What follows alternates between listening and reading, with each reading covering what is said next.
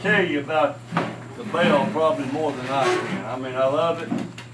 If you ever get one in your hand, there's no mistaking what the thing was actually designed to do. And that's to take the series off your drink when you go to the bar. That's what it's designed for. But at any rate, he's going to show us how to forge one of these things. And that's what these two going to learn how.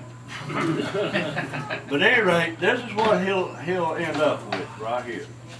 And they're a sleek, long knife that is designed to penetrate, and that's what its whole function is for. But the guy lives here, and Al will tell you all about it. He used to live here in Knoxville and moved to some other place, California, I believe.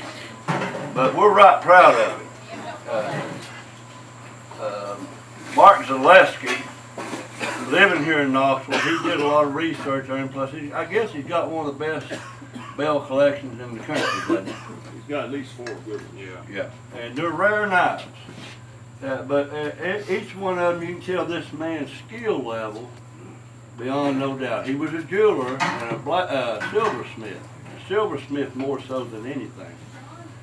And his skill level is just unbelievable. Every knife you ever see, Ken's makes knives, duplicates are similar to them, and they're just gorgeous. And your knives are gorgeous. There's nothing, but this guy, style and execution is unreal.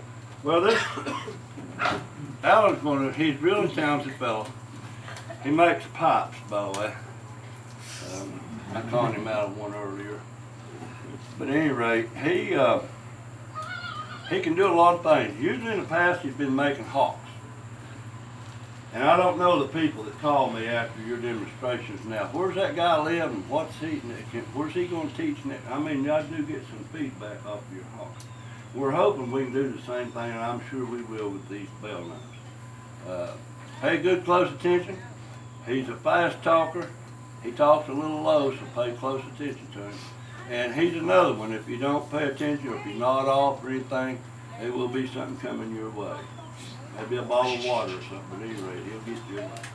It's yours, brother. Thanks very much for being here. I am fairly nervous about this because not only is Richard a hard act to follow, I'm demonstrating Bell Dirk, and there's 2 guys in the audience who make them better than anybody except Sam Bell himself, and in fact, Dr. Batson, there's one who showed me how to do it. And Ken can make a handle better than anyone I've ever seen. It looks just like the original ones. And if some silversmith we might know could teach me a little silversmithing, I might be able to finally get those little ferrules down just right. I made these 2 in a class I took with Dr. Batson, was it 2 years ago? At least 2, maybe 3. As you notice, they still don't have handles. That's because I'm not good enough to put the handles on them yet. Neither are I. Now you're depressing me.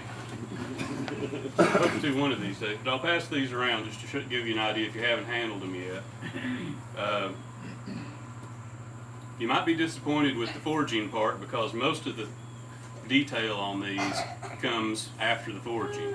It's all file work and occasionally drills and jeweler saws, but both of these, with the exception of this swedge on there, are entirely made with hand tools. No grinders, no power hammers, no anything. I'll send those around that way. Speaking of file work, I got laughed at when I showed up at that class because before I got a grinder, I did everything by hand. I got laughed at because I pull out, a roll of files. And somebody said, wow, that's a lot of files. And I said, that's only about half of them. And then there's all these. And then, there's the little ones.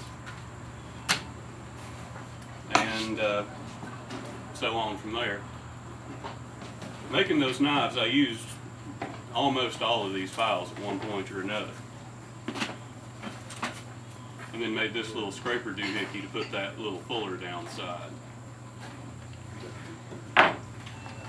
I guess I need another one. I lost mine. Wouldn't make 2 of them where you had it like that. Is it easier if you just make 4? Why not just pass it around, y'all, and get the general idea?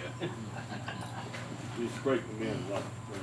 Yeah, scraping them in works a lot better than trying to do them with a hand graver or anything like that.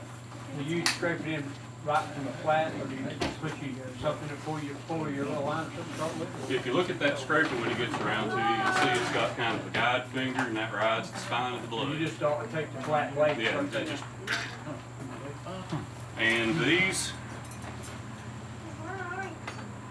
I guess Chuck Patrick's the one who really figured out, maybe, how to go from a piece of half-inch round bar into that shape. And at this point, I guess I need to fire up the forge. There's two major ways, Chuck, we showed both ways, Chuck can do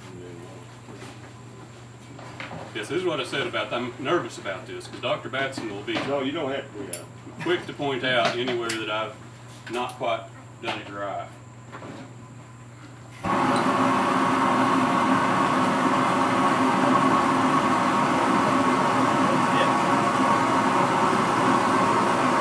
Sell the first one you made. Did you sell the first one you made?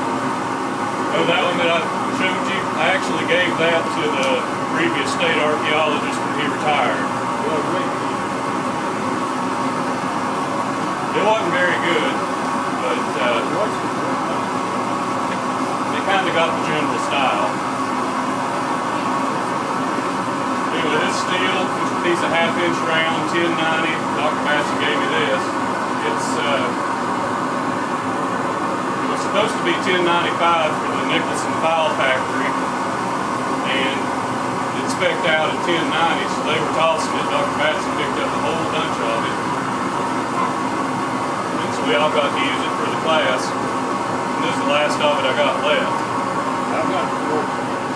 I thought you probably did.